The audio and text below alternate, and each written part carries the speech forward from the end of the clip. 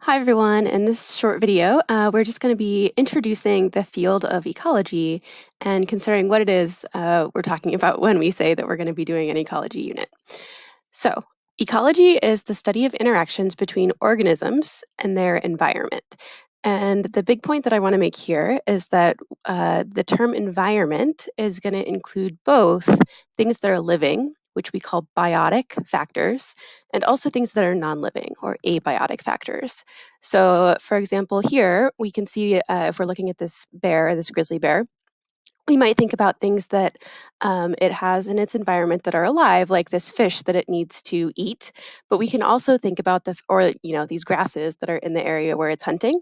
But we could also think about abiotic factors that are also going to be involved with this ecosystem with this bear.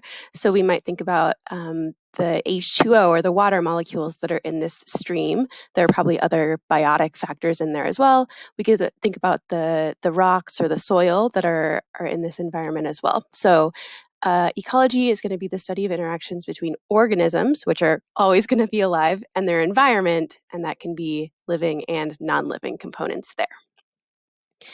So the other thing that I want to touch on in this video is that when we're thinking about ecology, probably you got the sense even from just looking at this picture, there are a lot of different levels that you can be thinking about. Do we want to focus on just this one bear? Do we want to think about all the organisms that are living in its general area? There are a lot of different tiers or sort of lenses that we can use to think about ecology.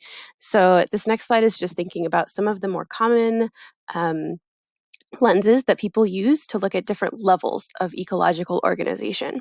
So, the sort of most narrow view you could take is just to look at one organism, but we're going to move up past that and say, for our narrowest view, we're going to think about populations. So, population ecology is looking at groups of one type of organism, so one species, that all live in the same area. So, maybe all of these turtles that are all living in some marsh or something like that.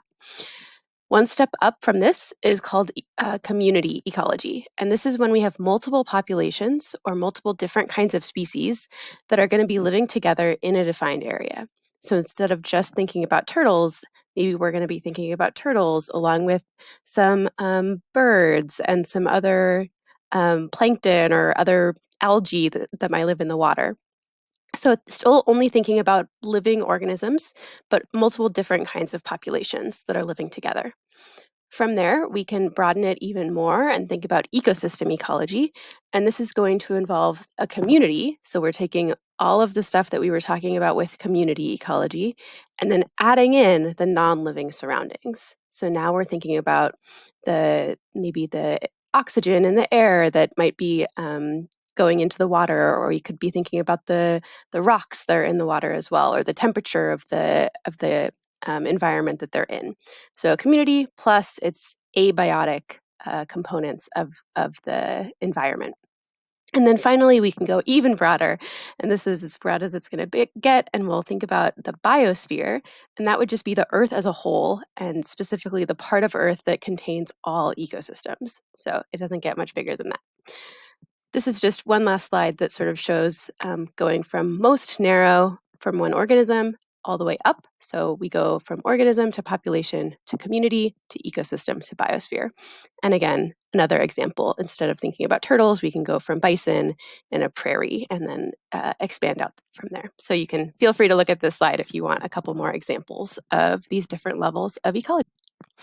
Okay, so the next video will be looking at the structure of ecosystems and sort of their components, and also how energy flows through an ecosystem.